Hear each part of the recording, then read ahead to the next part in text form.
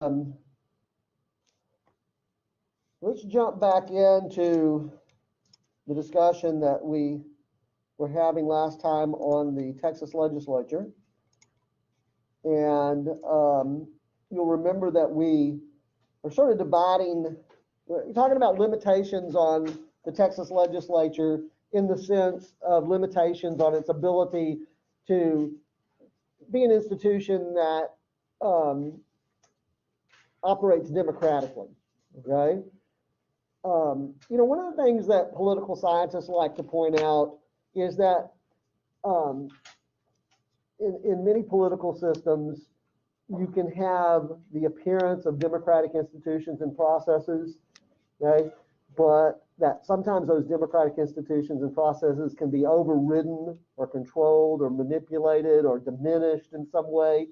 And sometimes that's deliberate, obviously, to serve the interests of certain people. But other times it's just kind of the way things have developed for various reasons. And so I'm going to resist the temptation, unlike my old professor, who I think was sort of subscribed to a more conspiratorial view that there was this concerted effort on the part of the dominant economic elite in the state to control and manipulate and override and control things.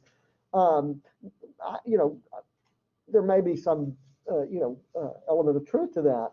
But I think I would prefer to emphasize the idea that there's really, when we're talking about the legislature, certainly there's really just been no other basis for allowing the legislature to operate.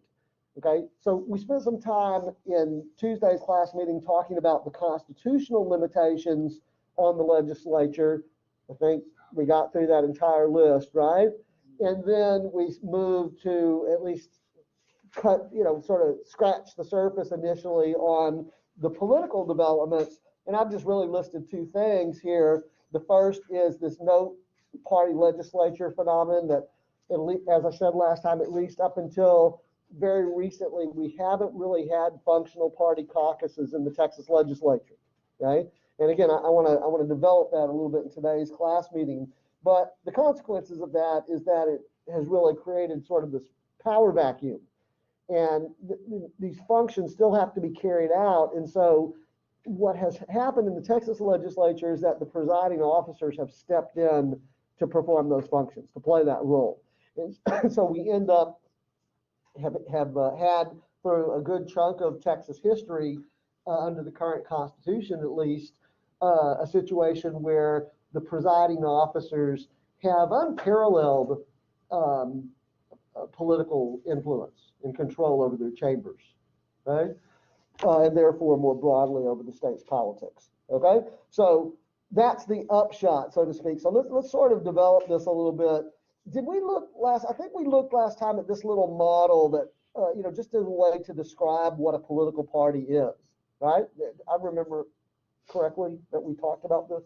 Okay. All right. So the three components of a political party, or the three faces of a political party, the three guises of a political party, just depending on what textbook you're looking at, they tend to use different terms here, but they're all pretty much talking about this idea, the three components of a political party.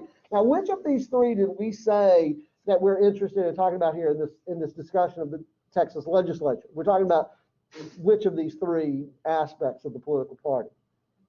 We're talking about the party in government, okay, and specifically the party in the legislature. That's when I say that we've had dysfunctional political parties in Texas. That's the part of it that we're talking about, okay? All right, so with that in mind, let's take a look at this, comparison or contrast of models of legislative party strength. We just sort of, I hinted to you last time that this is where we were going. This is where we ended in the last class meeting, I think, if I remember correctly. Okay, so we're going to look at three different models of party strength within a legislature. Talking about that party and government concept, right? And specifically in the legislature. So first we have the strong party model, which we could use to represent that, maybe any number of countries that have a parliamentary system, okay?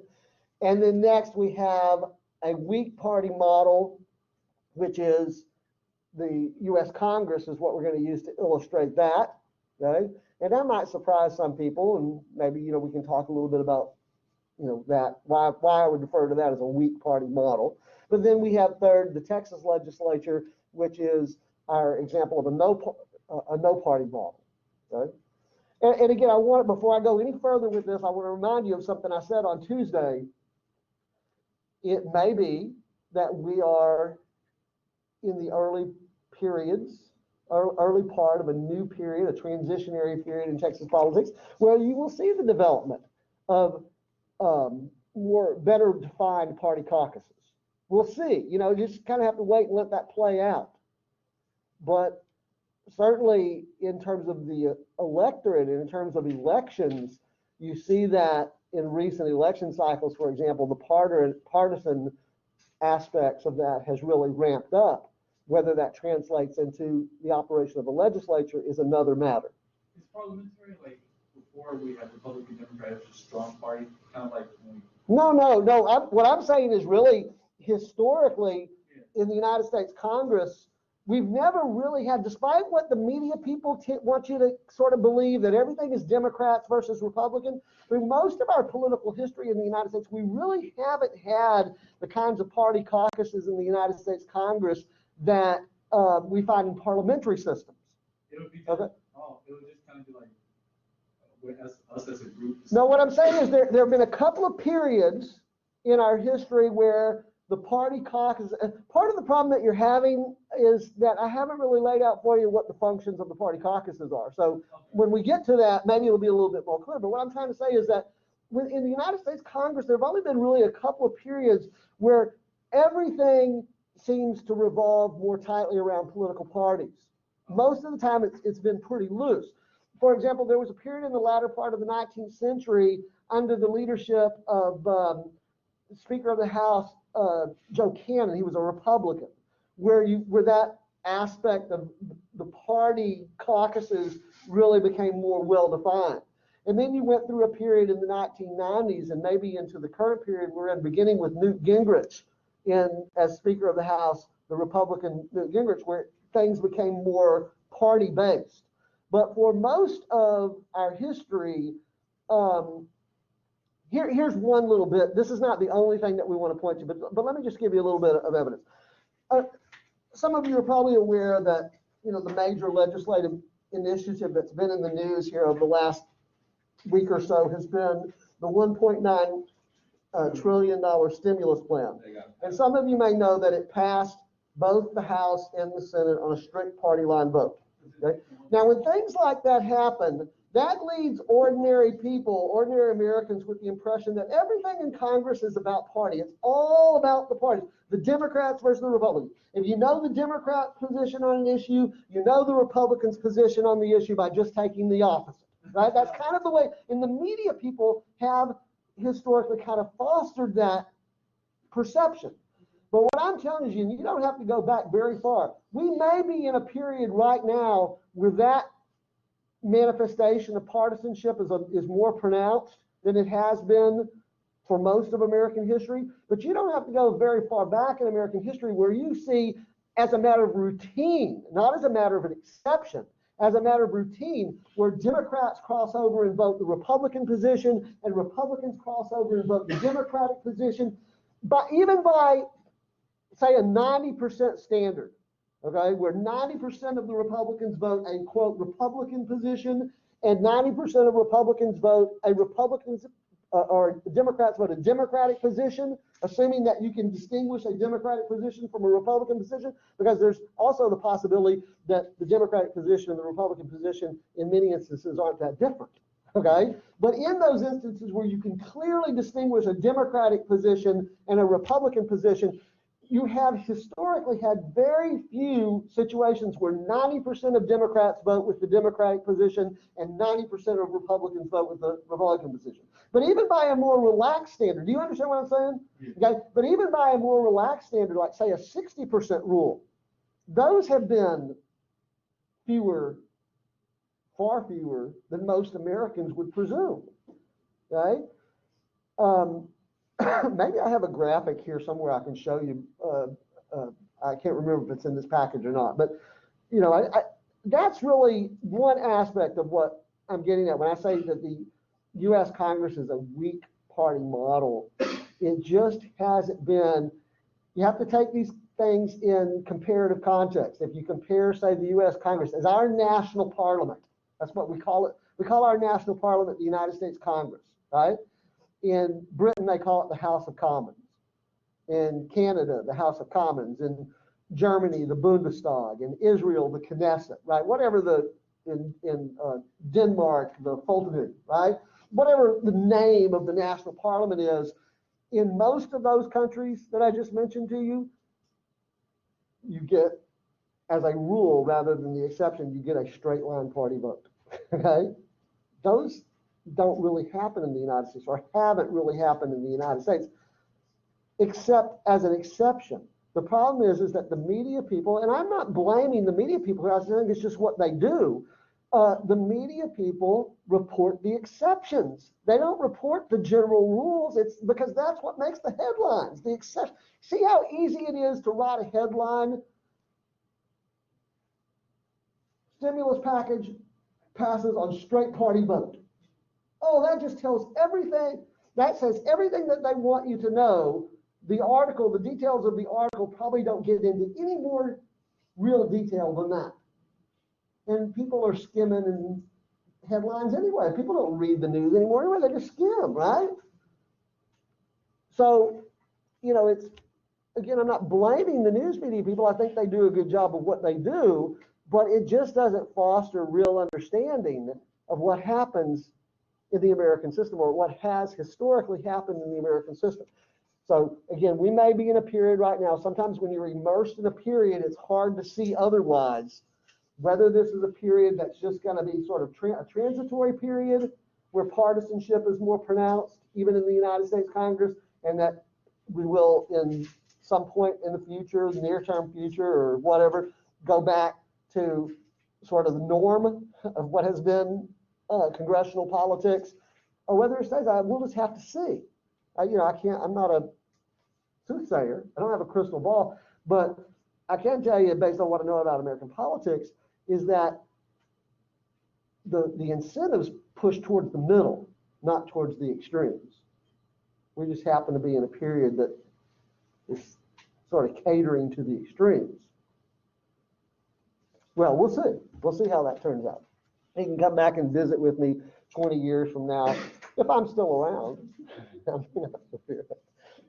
It's hard for me to imagine not, because I don't know what I would be doing otherwise. But, you know, you can come back 10 years from now and, you know, show me how wrong I was. Okay, well, again, specifically in response to your question, X, let me lay out what I mean by the functions. Why are we saying that either the Congress is a weak party model, or the Texas legislature is a no party model, or parliamentary systems are? What do party caucuses? By the way, that word caucus is one of those terms that means different things depending on the context that you're using it. Okay. For example, even in the study of politics, even in the study of American politics, for example, if we're talking about presidential elections, caucus means something different than what we're talking about right now. Okay? You hear about the Iowa caucuses, right? Okay? That's not what we're talking about here. All we mean in using the term caucus in this discussion is that the party caucus consists of all of the members of the legislative body that were elected under that party label. So, for example, let's take Congress as an example, just to illustrate this point. You have the Democratic caucus. That's all the Democrats in the U.S. House of Representatives. Okay, the Republicans, for some reason, use the word conference, but it's still a party caucus. They say the Republican conference. Conference. That's just the term the Republicans use, the Republican conference, but it's a party caucus. So it's all the Republicans in the U.S. House of Representatives. Now, which one of those two caucuses, the Democratic caucus or the Republican caucus, currently is in the majority? Okay. The Democrats, right? The Democrats have a majority in the U.S. House of Representatives, right? Oh, yeah. Okay? Got like 220 seats or something like that. Okay? don't remember what the exact number is, okay? Then you have all the Democrats in the Senate who are the Democratic caucus and the Republicans in this, the Republican caucus, right? And which one of those two are in the majority? Neither, but Kamala Harris being being a Democrat vice president, she gets to be the tiebreaker. Okay, so it's actually a 50-48-2 split, right? Republicans are 50 seats, Democrats are 48 seats, and you have two independents, Bernie Sanders and Angus King. Bernie Sanders from Vermont and Angus King from Maine. And they caucus with the Democrats. So the Democrats effectively have 50 seats. Okay? So it's a 50-50 split. And because the vice president is a Democrat in the case of a tie, so the Democrats, so like if you took a vote on organizing the committee system in the Senate and it split, on specific questions, if it split 50-50 every time, like who's gonna be the chair of the Senate Armed Services Committee, who's gonna be the chair of the Senate Finance Committee, who's gonna be the chair of the Senate Foreign Relations Committee, and so on. If every single one of those votes in organizing the committee system split 50-50, then so you can sort of act preemptively, right?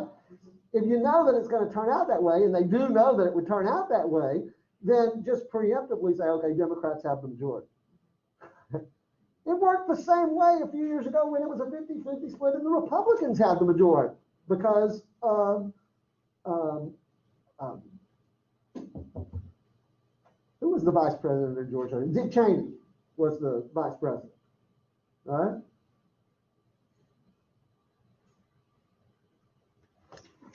Okay, anyway, so notice so the question here is, these are on the left-hand side here, you're gonna see the functions, okay? And I'm gonna outline several of them for you. The first is organize the committee system. That's a function that has to be carried out in a legislative body. By the way, what is a committee system?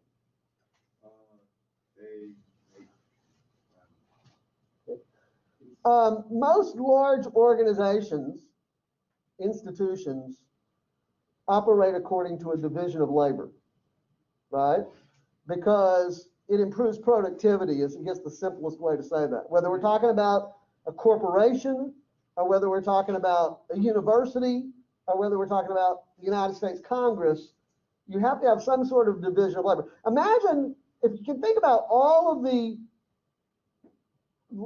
huge number of issues that Congress legislates on, and the complexity of those issues, and the scope of those issues, everything from banking regulations to tax issues, to foreign policy issues, to environmental questions, to education, to you name it, whatever it is that the United States government has its hand in, which is a lot, and there's obviously then going to be a legislative role for Congress to play. If you can imagine the 435 members of the House of Representatives, or even the 100 members of the Senate, tackling those issues as a committee of the whole, like all 435 members, or all 100 members of the Senate, trying to do that as a committee of the whole, it would be chaos, right?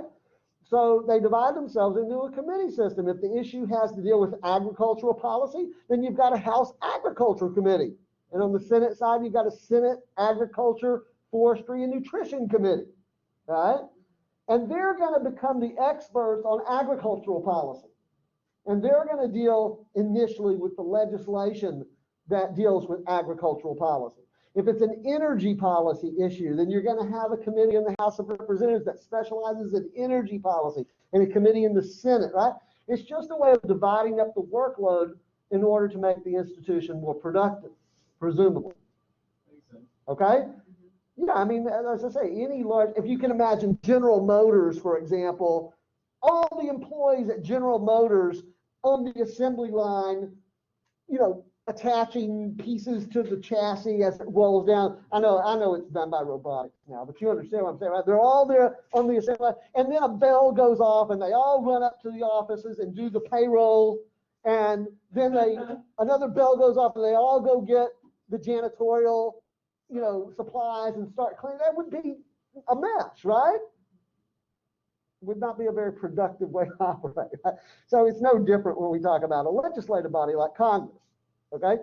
But that committee system has to be organized in some way. The question is who or what organizes it? Or more specifically, do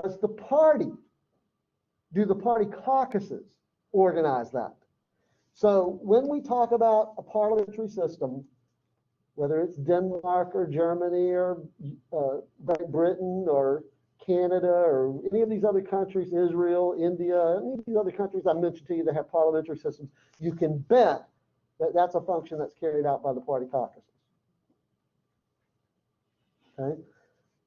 What about in the United States Congress? Well, that's something that is done on a partisan basis. Do you remember the stories in the news here just recently about Marjorie Taylor Greene and the brand new member of the House of Representatives from Georgia? Isn't she from Georgia?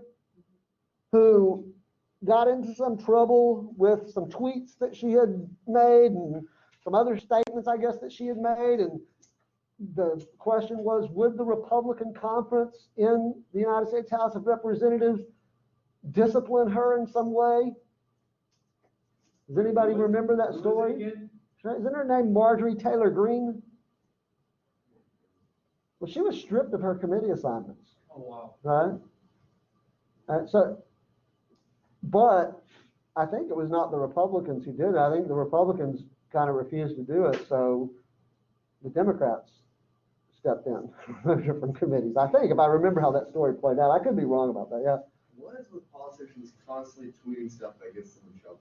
Oh, I sure wish that Twitter had never been introduced. I'm not on any social media platform, so I'm the wrong person to ask. I think social media is about the most ridiculous thing that's ever been concocted, but particularly as it applies to politics. I have no use for social media at all. And if for no other reason, if I ever ran for public office, the only promise that I would ever make to voters potentially is I promise you I will not tweet.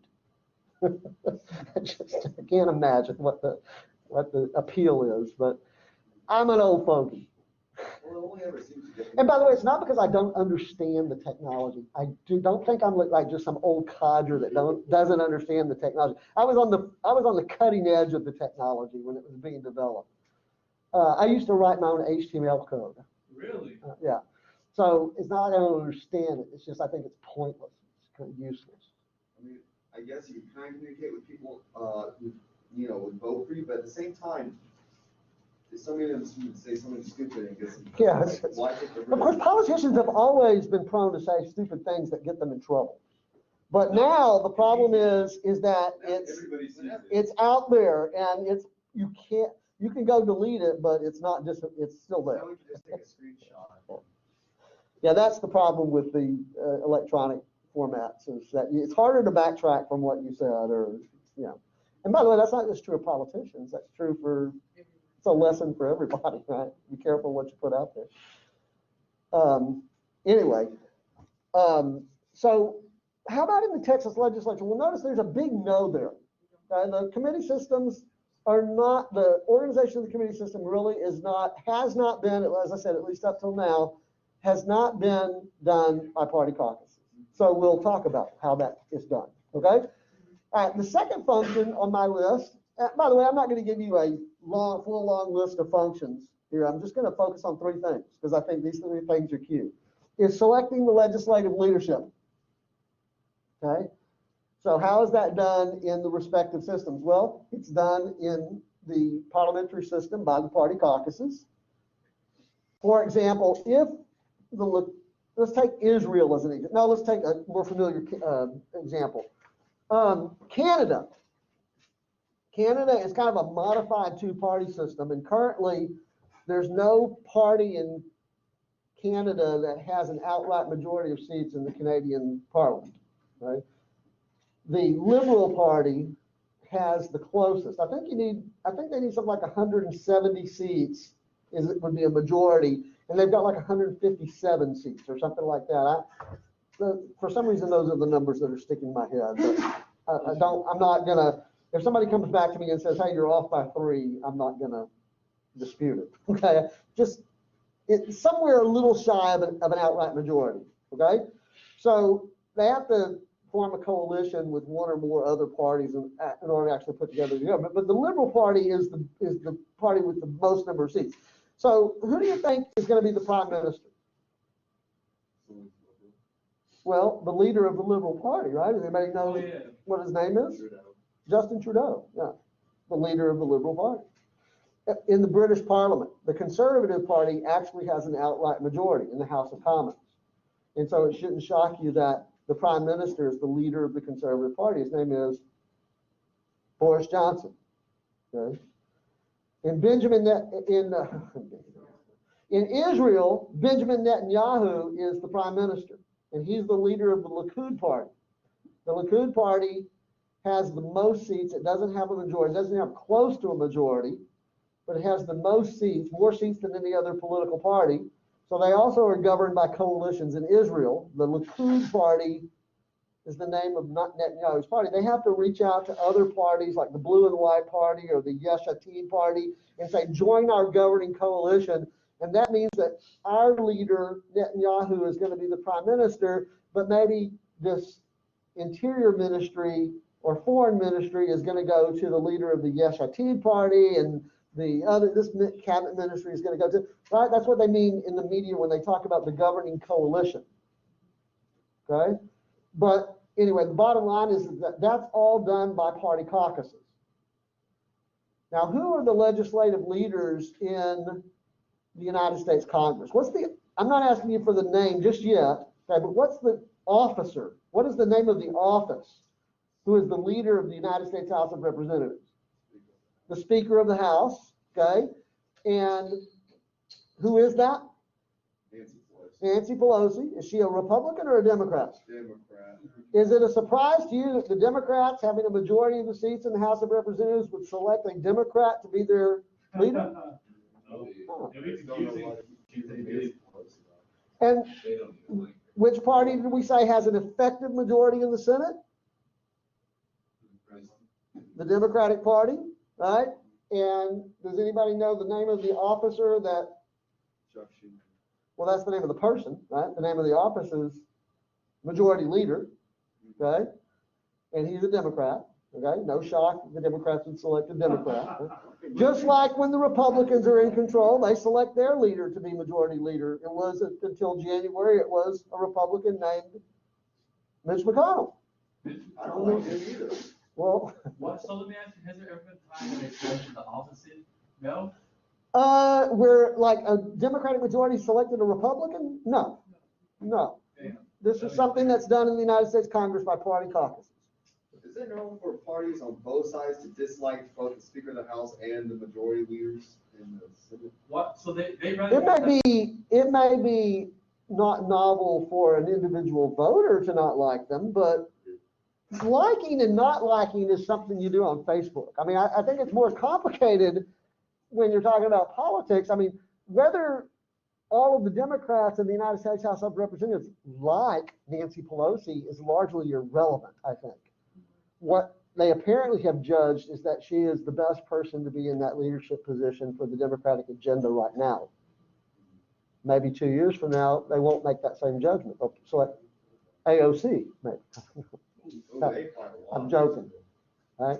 You understand what I'm saying, right? I don't know that it's a matter of liking or not liking. It's really just a matter of practical politics, what they see as being a practical political consideration. There are some, look, politicians are not immune to emotional responses either. I think there are some members of Congress, probably on both the Democratic side and the Republican side, that have more visceral emotional reactions. I just can't support that person. I don't like that person. That person creeps me out, or that person upsets me, or that person, I mean, people too, right? They have those kinds of emotional reactions. But for the most part, I think it's more of a practical consideration. Okay? Who is the majority leader? By the way, in the United States Congress is kind of an interesting situation, because in the House of Representatives, the political leader is also the presiding officer, the Speaker of the House. Okay? In the United States Senate, though, it's a different story because the presiding officer is not the political leader. Okay? What's the officer, not the person's name, but what's the officer who is the presiding officer of the Senate? The vice president. It's the Vice President of the United States, or in that role, the President of the Senate. The Vice President of the United States is the President of the Senate. Now, depending on the Vice President, depending on the politics that are going on at a given time, a Vice President may spend more or less time in the Senate. Okay, where it's closely divided, you might expect that the Vice President would be in the Senate more. We'll see how it works out with Kamala Harris, how the situation works out. But in those instances, when I say the presiding officer, I'm talking about the person with the gavel, right? Okay, so when the Vice President is not present in the chamber, that responsibility devolves to the pro tempore, the President pro tempore, which is a member of the Senate who is selected to play that role. Yes. I know this might seem like a dumb question, but is the vice president, do they live in the White House as well? No, they have a separate residence. Oh, they do? Well, that's a good question. I never thought about that. Yeah, I thought about that. How far is it there? yeah, did they stay, like, they have to stay close by, right? But they don't get like, Well, I mean, relative, it's a relative thing, right? Is it in walking distance? Maybe. Really? Yeah. I didn't know. it would have to be. Yeah. Even if they could, they probably still wouldn't walk. That's interesting. I never thought about that. Not if they have Christie's. Okay, anyway, listen, so the person with the gavel in the United States Senate is the Vice President, and the political leadership is in the party leaders, right? The majority party leader, which you've told me is Chuck Schumer, and the minority party leader, which I reminded you is Mitch McConnell. All right? Okay? Now, how are those people selected? How is Chuck Schumer selected? Oh, by a vote of the Democratic caucus in the Senate. How is Mitch McConnell selected? By a vote of the Republican caucus in the Senate. How is Nancy Pelosi selected? By a vote of the Democratic caucus in the House of Representatives. Anybody who the minority leader is in the House? This is a guess, but was it Dan? No, it's Mike McCarthy, right? Isn't it Kevin McCarthy? Kevin McCarthy, that's his first name, Kevin McCarthy, yes, from California, right? And he's selected by a vote of the Republican caucus. Okay? All right, so that's what I mean when I say it's done by the party caucuses. Okay? Yeah. Well, I just have only one question. Isn't the pro tempore like the third in the line of succession after the, To the presidency, yeah, vice president, No, there's Speaker. speaker of the House, and then you've got cabinet officers that come next. So is it possible that you could go low enough to be basically like an office worker and you can become president? If you No, no, it's I mean, not. I wouldn't want to be if that situation happens when you can get there. Yeah, no, and not in a, you would have to be in a office that's named in the Line of Succession Act.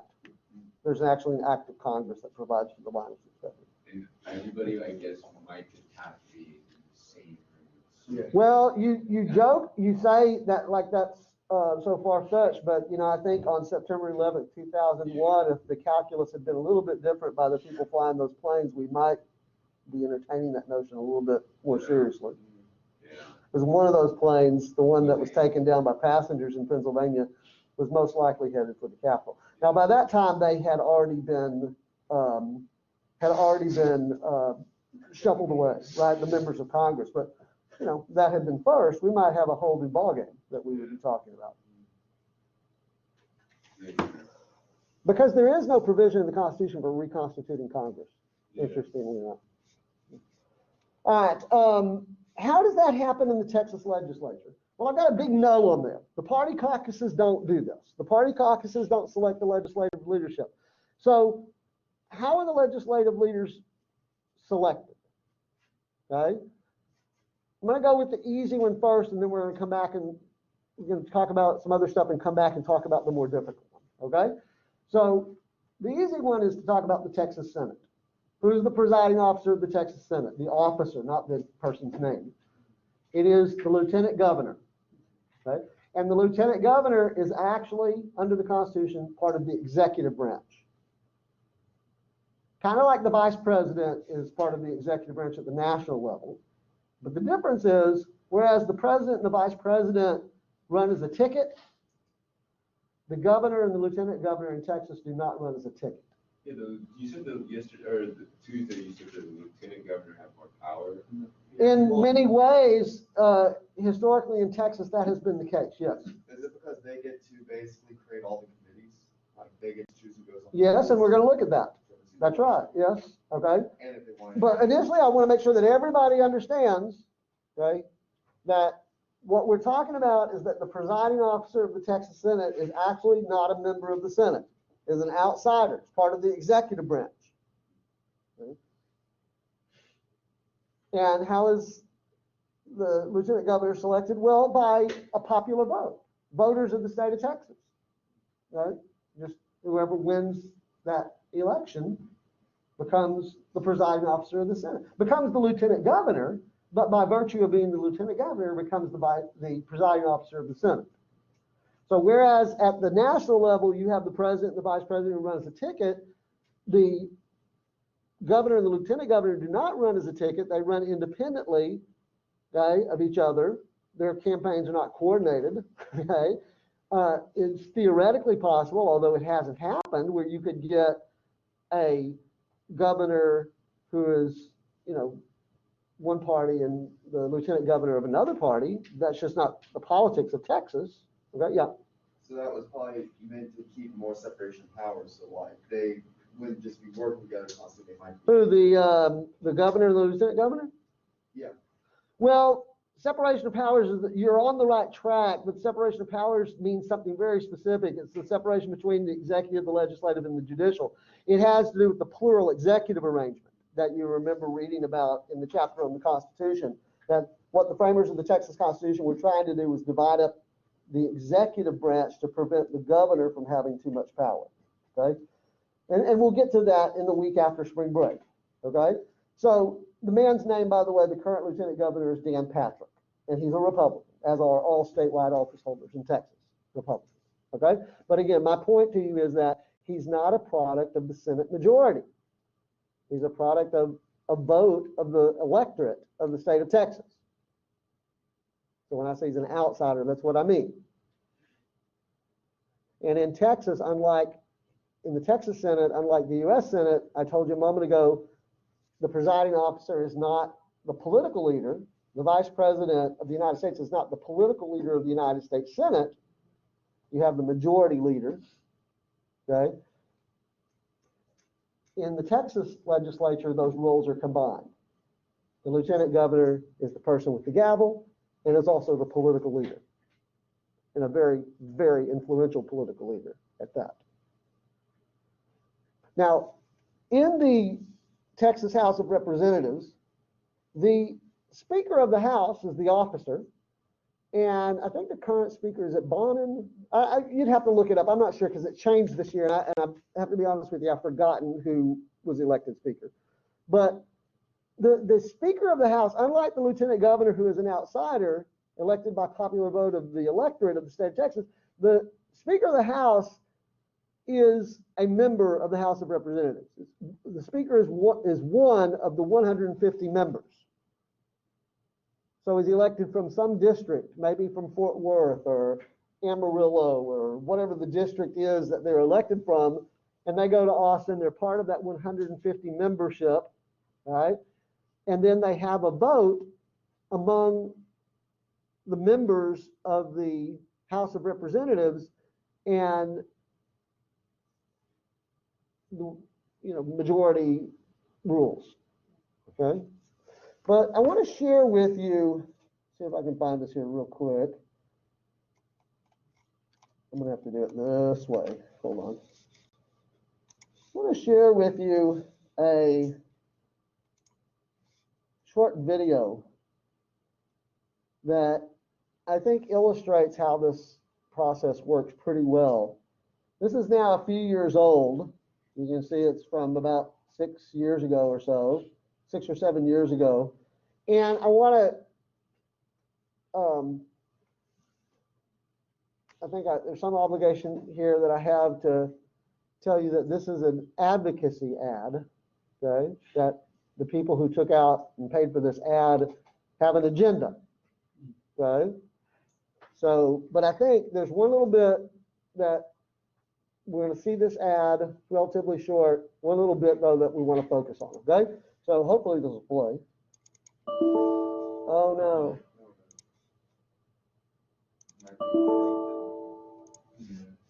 oh, it's, I don't have AVI on this, that's what it is, I think. See how else I can do this. Can you convert it? I'm not gonna take the time to do that. Give me just a second here and let me see if I can find it somewhere else. You know what, I'm not gonna invest the time to do it. Let me just say this, okay? So in every legislative session, at the end of the legislative session, they've had this system in the Texas House of Representatives that I'm gonna refer to as the pledge card system, okay? Where members are asked to sign a pledge card indicating their support for the current speaker in the subsequent legislative session. Okay?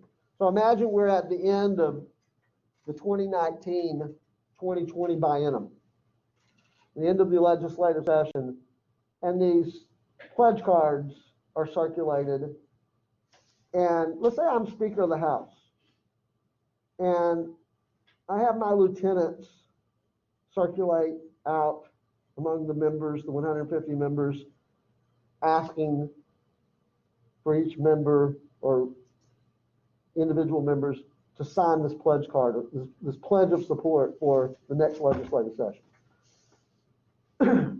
Interestingly enough, historically, it hasn't really mattered whether they're Democrats or Republicans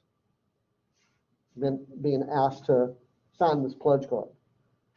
Democrats have signed pledges of support for Republican members to be speaker. Republicans have signed pledge cards for Democrats to be speaker, right?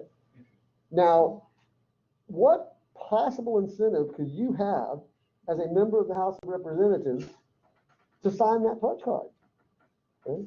Well, I'm going to come back to that. We're going to, just very shortly, okay, I promise you we're going to come back to that and talk about the incentive. But hang on to this thought as we do that, that this is sort of a self-perpetuating arrangement where a very powerful Speaker of the House is able to secure and perpetuate his leadership. We haven't had any female Speakers of the House in Texas yet, so I'm going to use the male gender pronoun, right?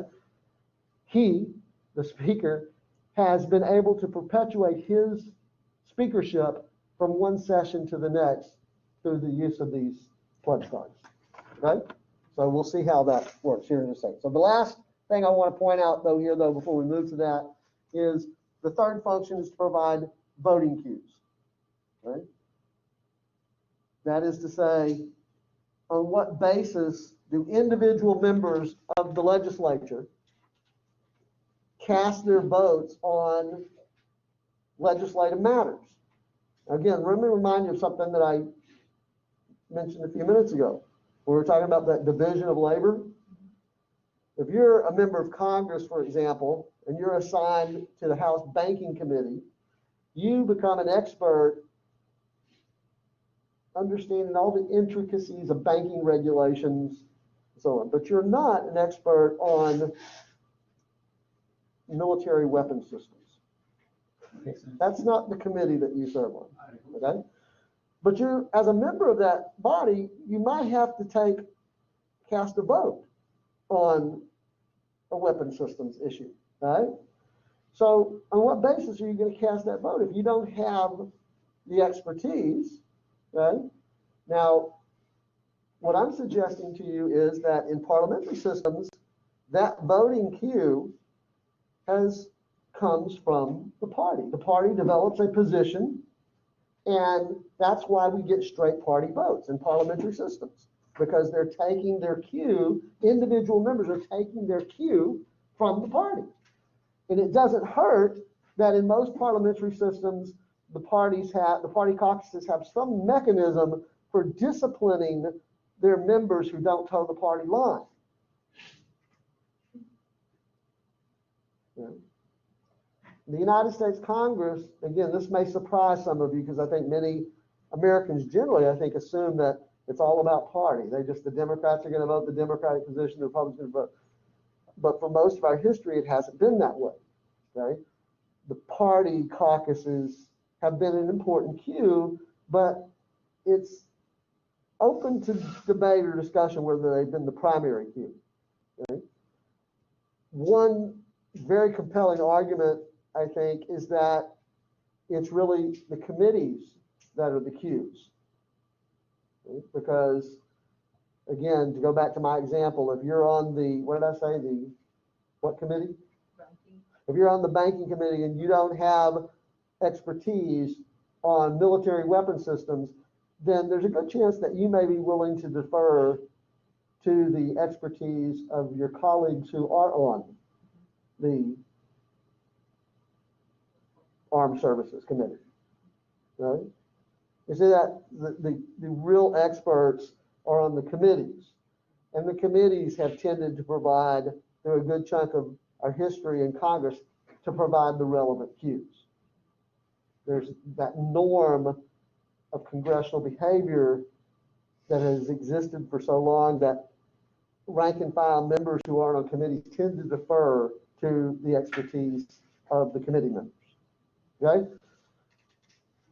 In the Texas legislature, and by the way, I've got the asterisk by that because that is the piece that I think puts the United States Congress in the category of a weak party model as opposed to a strong party model. And it's also, by the way, let's see if this will open. It's also, by the way, why, if what I told you before is correct, that historically you've gotten very few party line votes in the United States Congress by a 90% rule or even a 60% rule.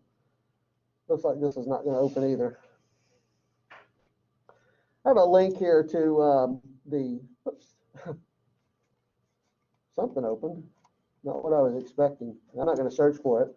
I have a link here to a site. I'll have to, sometime in the near future, I'll have to go in and look to see what's going on with that link. But the Washington Post actually has a very good database of how votes go in the United States Congress, going back to the 1980s, I think, for every Congress. And you can see that during that period, you actually look at the party break, they even have little pie charts in there, percentage of Democrats voting for, percentage of Republicans voting for, and most of them are not party line votes. They're just a lot of crossing over.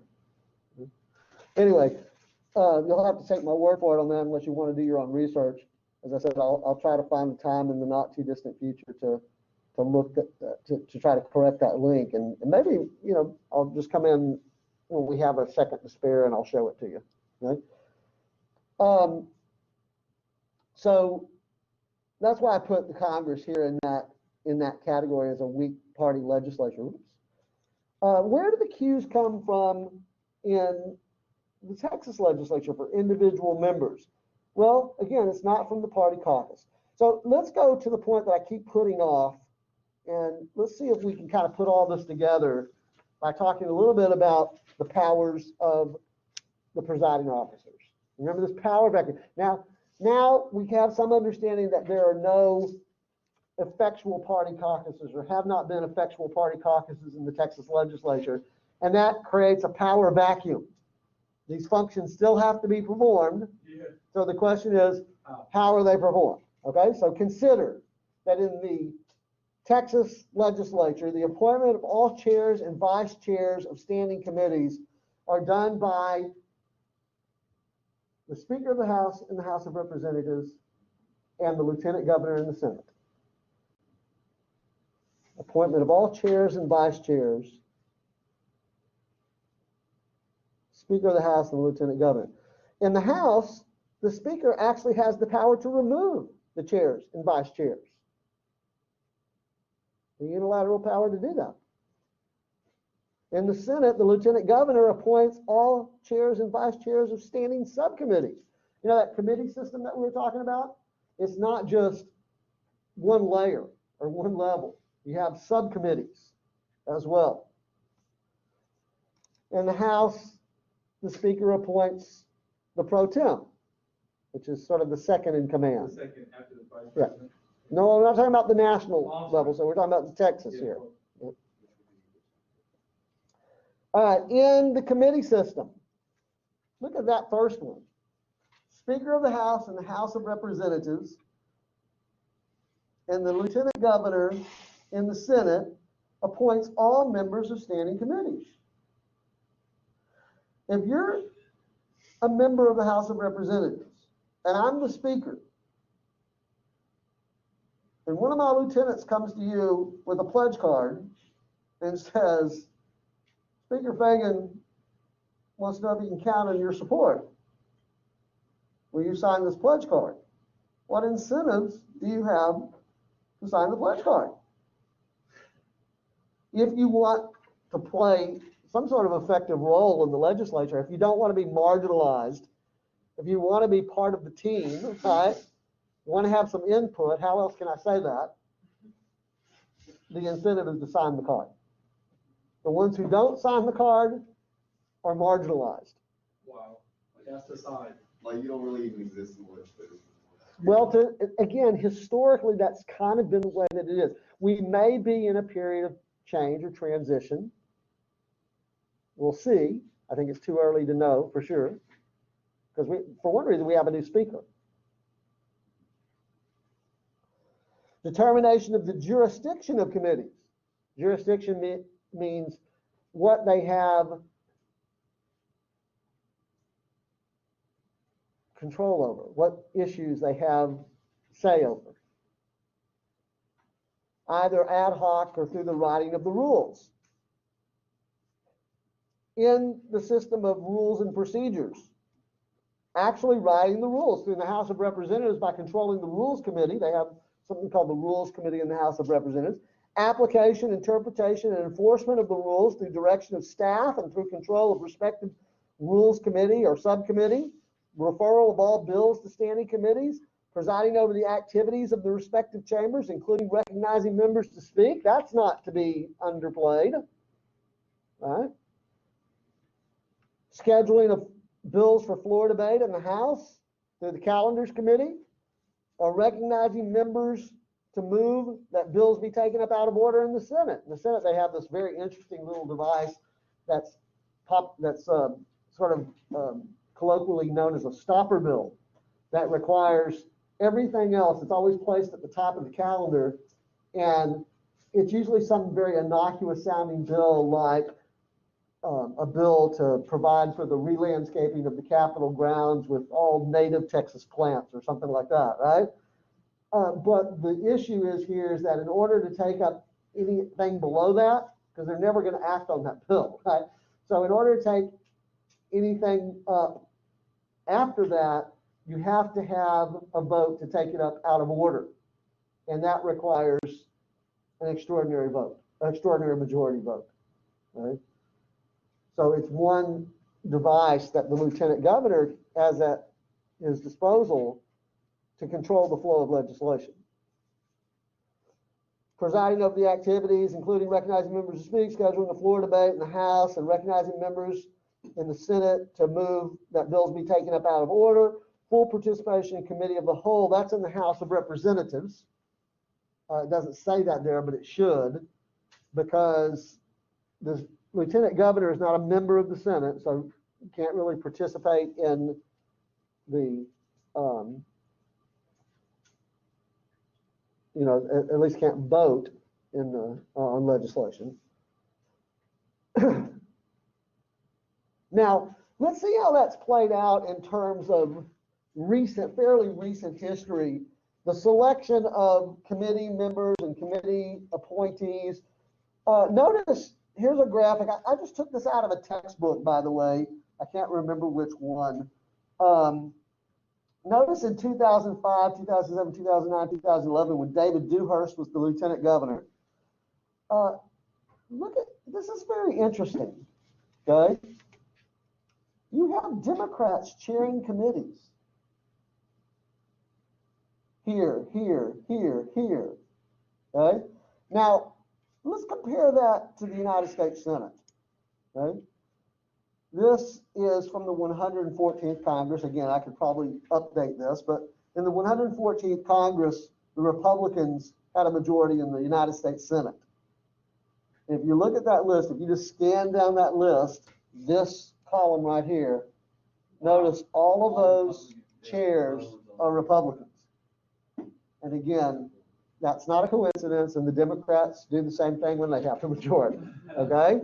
But the point is, it's done by party caucus, okay? Here, it's done by the lieutenant governor, and the lieutenant governor, historically in Texas, whether he's been a Republican or Democrat, has selected members from the Senate, from the opposition party, to chair committees. This is the US House? This is the Texas Senate that we're looking at right here. Is that usually because of like personal favor though? Because like, oh, well, they supported me a lot, so. It may be, well, remember, the lieutenant governor is separately elected.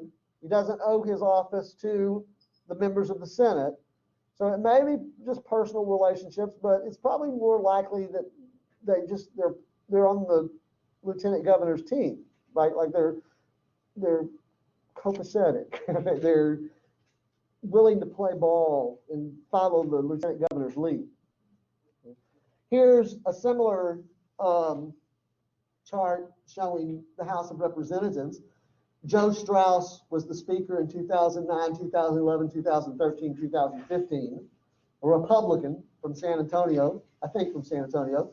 And you can see here that even though the Republicans had a majority in the Texas House of Representatives, you have some Democrats that are chairing committees. And again, if we compare that to the United States House of Representatives, again, this is the 114th Congress when the Republicans had a majority in the House of Representatives. You can see that all of the committee chairs in the United States House of Representatives are Republicans. This is just one little bit of evidence that I'm offering you to suggest that in the Texas legislature, the politics has not revolved around the party caucuses. It's not really been a function of the party caucuses. It's been a function of the leadership, what the leadership decides. Bob Bullock, who was a very powerful lieutenant governor back in the 1990s, was a Democrat, by the way, and probably, if it hadn't been for his leadership, George W. Bush would have never become president. It was because Bob Bullock supported George W. Bush, and particularly while he was governor, and aspiring, considered to run for the presidency, and Bob Bullock was out in full force in favor of the Republican in his bid for the presidency. But anyway, that issue aside, Bob Bullock, he's deceased now, but he once, probably many times, commented that the Texas legislature is a place that is not predominantly motivated by partisan politics. In other words, he was saying the success of members of the Texas Senate, the Texas legislature generally, including the House, is not principally a function of their party affiliation.